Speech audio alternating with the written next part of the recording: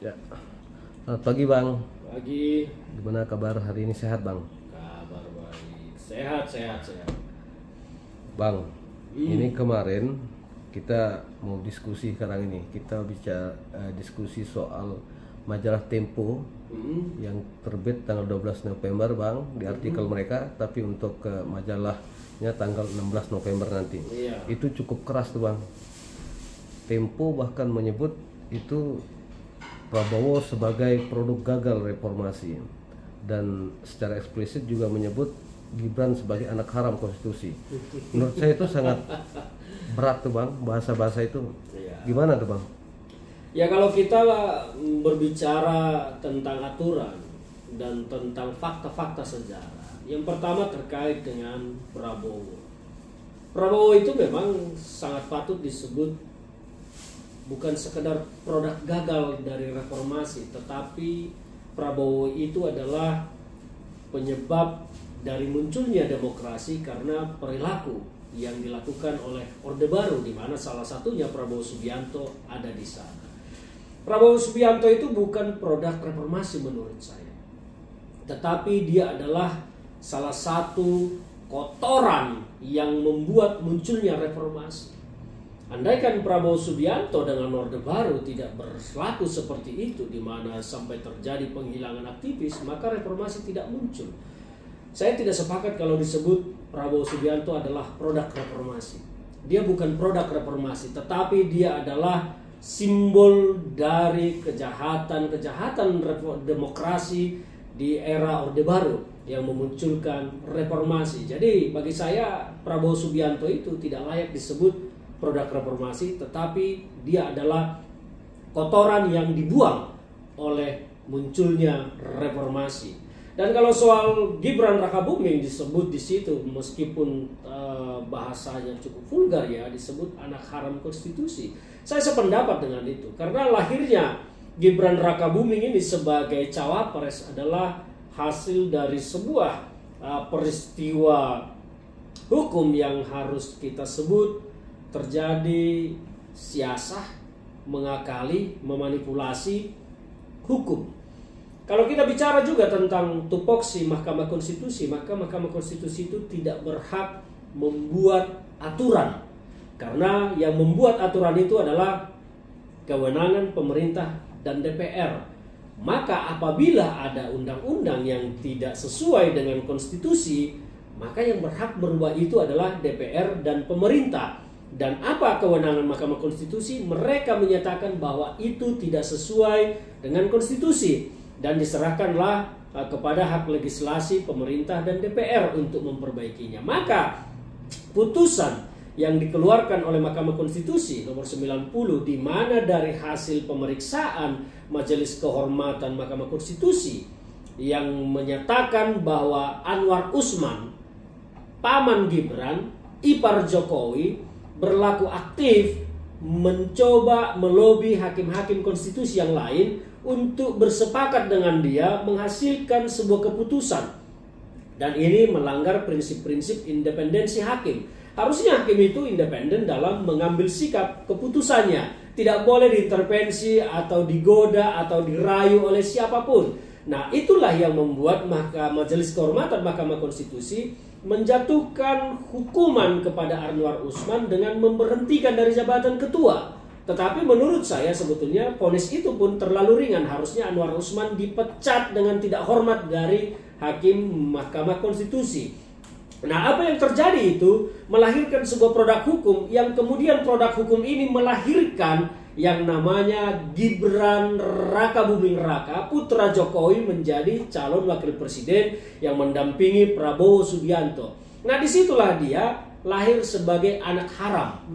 Sebagai anak haram. Karena apa? Posisinya meskipun secara aturan, secara hukum debatable ya, bisa diperdebatkan, tetapi dalam konstitusi kita menyebut putusan Mahkamah Konstitusi adalah final dan mengikat, maka dia berlaku. Tetapi kalau kita bicara tentang aspek legalitas moral dan etika hukumnya, Gibran itu adalah anak haram sebuah produk hukum yang membuat dia menjadi cawapres. Dan itu cacat moral, cacat etika hukum. Meskipun secara aturan dia tetap berjalan. Nah, ini juga yang harus sebetulnya diperhatikan ke depan, bahwa negara kita ini sekarang strukturnya semakin aneh, di mana keberadaan Mahkamah Konstitusi ini telah mengangkangi hak legislasi DPR dan pemerintah. Mahkamah Konstitusi ini tidak pernah disebut sebagai wakil rakyat. Yang disebut wakil rakyat adalah DPR, dan yang lebih mewakili rakyat lagi adalah Presiden, karena mereka dipilih langsung oleh masyarakat. Maka DPR dan pemerintahlah yang paling berhak membuat aturan tertinggi terhadap negara, bukan Mahkamah Konstitusi. Mahkamah Konstitusi ini menjadi sebuah lembaga baru yang bisa menghancurkan, menggugurkan produk hukum DPR dan pemerintah. Sementara kita ini kan selalu berkata demokrasi, suara rakyat, suara Tuhan. Tetapi tiba-tiba ada sebuah lembaga yang bisa menggugurkan begitu saja produk hukum DPR dan pemerintah dan membuat aturan hukum yang baru. Ini membuat negara kita Pasal rancu. 169 gitu ya. Nah, itu membuat negara kita rancu. Maka posisi Mahkamah Konstitusi ini harus dievaluasi. Mahkamah Konstitusi boleh ada dan baik ada, tetapi tetap harus dikembalikan fungsinya, tidak boleh membuat aturan. Oke. Nah, dia hanya boleh berhak menyatakan undang-undang nomor sekian melanggar konstitusi pasal sekian, Bertentangan atau tidak. atau bertentangan atau tidak. Maka harus dikembalikan perbaikannya dengan rekomendasi kepada DPR. Rekomendasinya apa? Dibuat begini ABCD. Itu yang harus kita lakoni. Jadi tidak seperti sekarang akhirnya sebuah putusan itu yang cacat moral, cacat etika hukum, melahirkan sebuah produk hukum, dan produk hukum ini kemudian melahirkan pasangan capres-cawapres. Berarti menurut Abang ketika itu dicoba untuk diuji di MK, semestinya MK mengembalikan itu sebagai open legacy ya, dan Open legacy dari DPR dan pemerintah. Tetapi Mahkamah Konstitusi menurut saya berhak menyatakan rekomendasi kepada DPR untuk merubah undang-undang nomor sekian pasal sekian dengan menambahkan klausul-klausul ABCD. Oh, menurut Abang itu MK berkapasitas untuk memberikan rekomendasi itu? Rekomendasi boleh untuk menyesuaikan, memenuhi konstitusi, amanat konstitusi. Tetapi mereka tidak berhak membuat aturan baru. Teknisnya ya. Tidak bisa, karena itu bukan kewenangan Mahkamah Konstitusi. Ketika mereka masuk ke situ, maka mereka telah mendelegitimasi, menggugurkan kewenangan DPR dan pemerintah. Karena konstitusi pun tidak pernah mengatur bahwa Mahkamah Konstitusi berhak membuat aturan. Tidak ada. Mereka Abang tempat itu menguji. MK tergesa-gesa nggak sih waktu itu kemarin untuk memutuskan itu? Saya pikir bukan tergesa-gesa, justru itu sudah terlalu lama. Tetapi terlihat sekali bahwa ada upaya ini disesuaikan dengan kepentingan orang atau kelompok tertentu.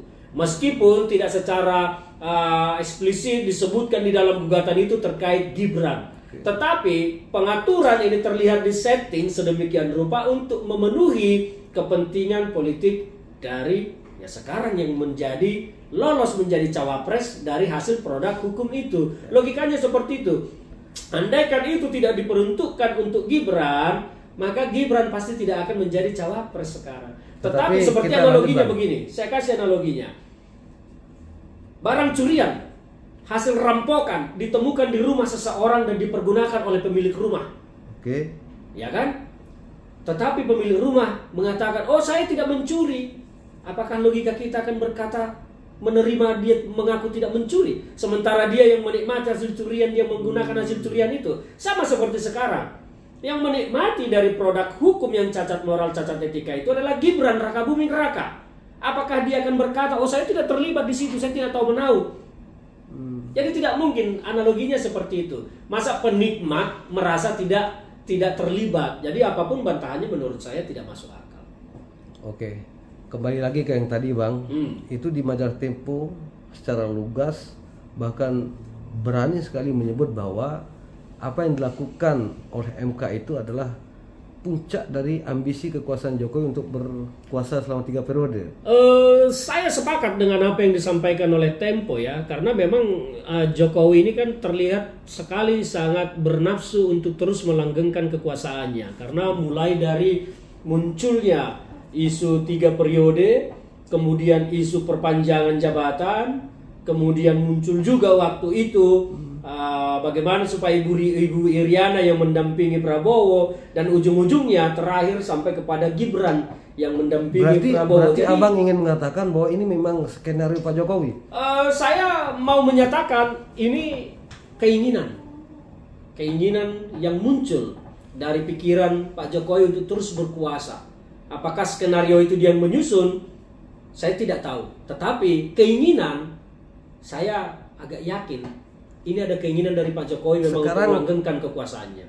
Tempo mengatakan bahwa Pak Jokowi sebenarnya bukanlah skenario tunggal dari proses ini. Ya. Menurut Abang, apakah koalisi-koalisi partai yang sekarang bergabung sama Prabowo Gibran ikut terlibat? Menurut saya sangat. Jadi begini, saya mau menyampaikan. Keinginan ini muncul dari pikiran Jokowi. Ini analisis dugaan saya. Bahwa keinginan untuk kekuasaan ini terus berlanjut muncul dari pikiran Jokowi yang kemudian diterjemahkan dan diamplifikasi oleh koalisi-koalisi. Muncullah di sana namanya Gerindra dan Prabowo Subianto yang memang sedari dulu ingin berkuasa tetapi kalah melulu. Dia menyambut itu, dia melihat peluang besar. Dan mungkin mereka bergerak melakukan banyak hal untuk mewujudkan itu terjadi. Ditambah lagi dengan partai-partai lain yang kemudian membantu itu. Kita melihat sekarang bagaimana gerakan masif dari partai-partai ini untuk bergabung di sana. Karena mereka melihat ada gambaran nyata di depan ini kita akan menang. Kita akan menang. Akhirnya mereka beramai-ramai berkumpul di sana. Maka apa mereka ini sangat yakin akan menang? Karena ada kekuasaan di situ. Kekuasaan di tangan siapa? Di tangan Jokowi sebagai presiden.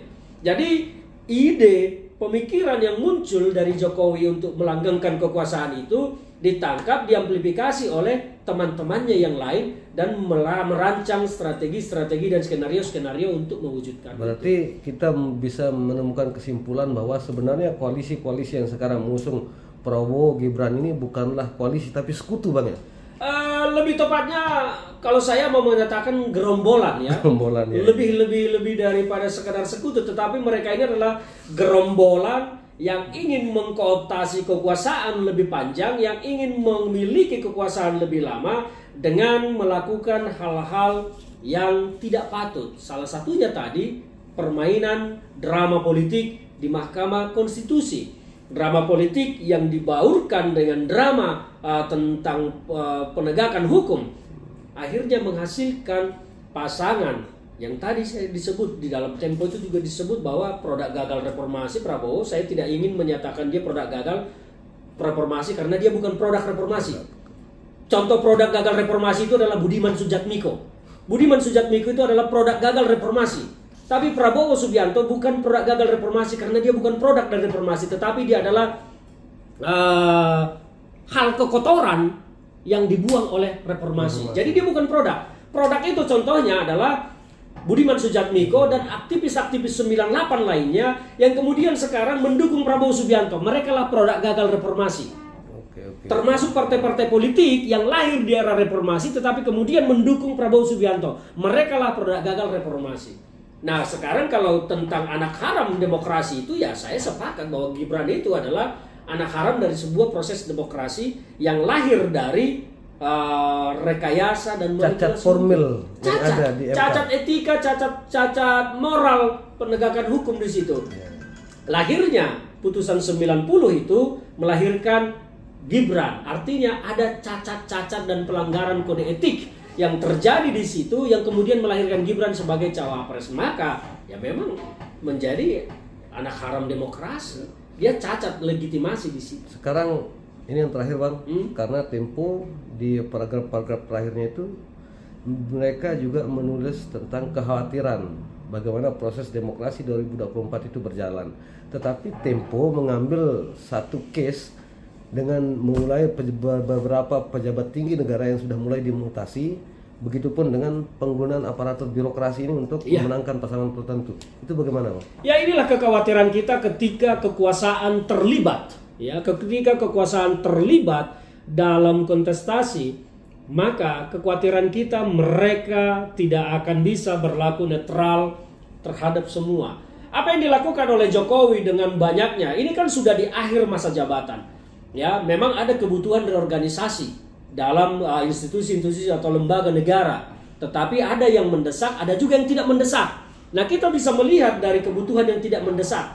Ketika dilakukan pergantian personil pejabat di dalam institusi yang sifatnya tidak mendesak, maka kita akan mencurigai itu adalah untuk memuluskan kepentingannya. Tetapi ketika dilakukan dalam kondisi mendesak, memang karena si A sudah mau pensiun, ya diganti, wajar saja. Ya, wajar. Tetapi kita akan juga melihat di situ siapa yang didudukkan. Apakah adalah orang-orang yang selama ini terdeteksi mungkin disebut Jokowi's man, ya, itu akan memuluskan kepentingannya dan untuk kepentingannya. Nah, inilah yang harus kita cermati betul-betul, dan saya berharap bahwa semua lembaga negara bersikap netral lah dalam pemilu kali ini. Tetapi saya berani menyatakan Jokowi secara pribadi maupun secara sebagai seorang presiden tidak akan pernah bisa bersikap netral dalam pemilu ini.